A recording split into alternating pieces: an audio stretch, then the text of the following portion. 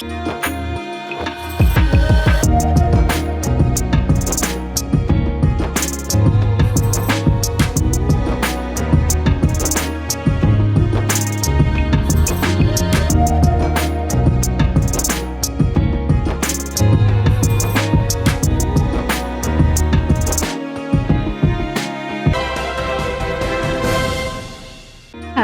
आज the SB press की team आए हैं एग्रीको, जहां ट्रांसपोर्ट ग्राउंड के सामने बेहद खूबसूरत पंडाल बनाया गया है।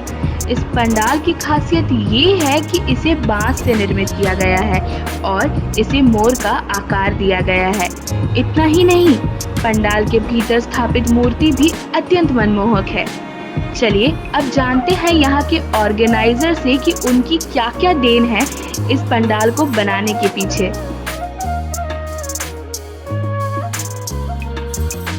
नमस्कार सर, स्वागत है आपका द एसबी प्रेस में। आपका नाम? भूपेंद्र सिंह। तो सर, यहाँ का पंडाल का तैयारी कैसे चल रहा है? जैसा कि आप देख रहे हैं, एग्रीको दुर्गा पूजा कमेटी हर साल भक्तजनों के लिए भव्य पंडाल के साथ भव्य माता का प्रतिमा का दर्शन करने की व्यवस्था करती है। इस बार भी आप देख रहे होंगे कि यहाँ का जो पंडाल है एक मोर की आकृति के बनाया गया है और एक भव्य पंडाल है। साथ ही साथ अब माता का प्रतिमा भी जो है एकदम मिट्टी का मूर्ति है और भव्य मिट्टी का मूर्ति है। हमको लगता है कि जमशेदपुर भक्तजन बहुत ही आकर्षण का केंद्र रहेगा एग्रीको दुर्गा पूजा पंडाल। आप लोग यहाँ कितना दिन से काम कर रहे हैं, मतलब इस पंडाल को बनाने के लिए? करीब ये 2 महीना हो गया है। 2 महीना पहले हम लोग भूमि पूजन किए थे और करीब 40 कारीगर, कोंटई के कारीगर, 40 कारीगर द्वारा लगातार काम किया जा रहा है। आप देख रहे होंगे जो पंडाल है ये पूरा बांस के कटिंग करके बनाया गया है और पूरे पंडाल में अंदर एलईडी लाइट है। अब भव्य पंडाल अंदर को देखने का आपको मिलेगा। और यहाँ पर भीड़ कैसी होती है? देखिए, आप शहर के सभी पूजा पंडाल को देख रहे हैं। भक्तजन का पंडाल के साथ माता का प्रतिमा एक मुख्य केंद्र रहता है। शहर में बहुत पूजा हो रहे हैं। हमारा पूजा एग्रीको दुर्गा पूजा भी कहीं ना कहीं एक अलग पहचान बनाया हुआ शहर में और मुझे लगता है कि शहर के जितने जब भक्तजन जो घूमते हैं एग्रीको दुर्गा पूजा पंडाल जरूर आते हैं घूमने के लिए, क्योंकि ये वहाँ भव्य पंडाल के साथ भव्य माता का प्रतिमा देखने को मिलता है। तो सर, आप फास्टिंग करें क्या नवरात्रि में? मैं आज करीब हमको लग रहा है, ये जो याद नहीं है ठीक से, देखना पड़ेगा। 11-12 साल से हम नवरात्रि में फास्टिंग रहते हैं और एकदम फलाहारी रहते हैं।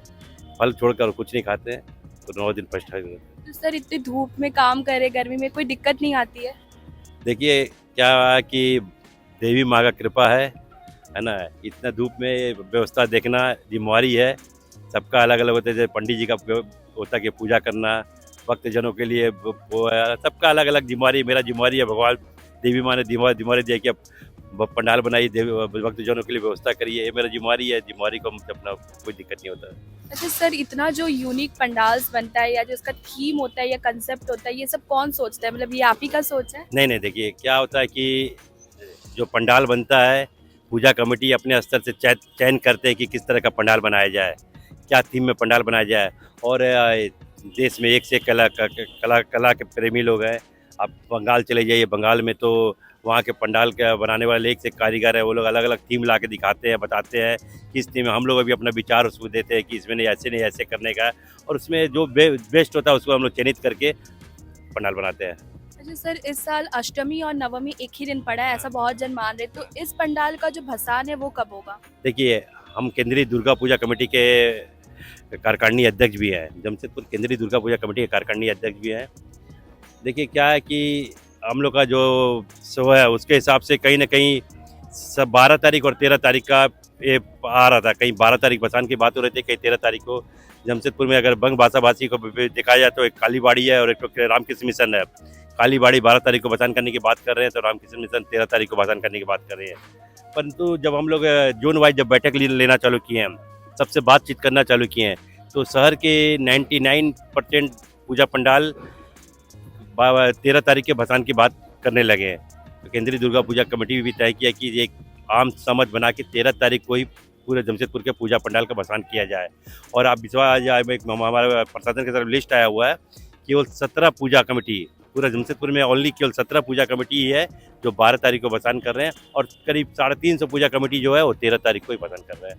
तो जैसे कि आप लोगों ने सुना, इस पंडाल को बनाते हुए हर चीज़ को बारीकी से सोचा गया है, चाहे वो एनवायरमेंटल फ्रेंडली हो, नेचर हो या क्रिएटिविटी हो, और बच्चों का भी ध्यान रखा गया है, जिसकी वजह से इस पंडाल के बाहर मेला का भी आयोजन किया गया है, जिससे बच्चे बड़े खुश होंगे।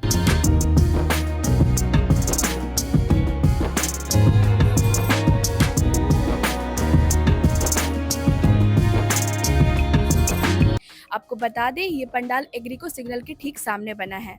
ऐसे ही और पंडाल देखने के लिए बने रहे द एसबी प्रेस के साथ। धन्यवाद।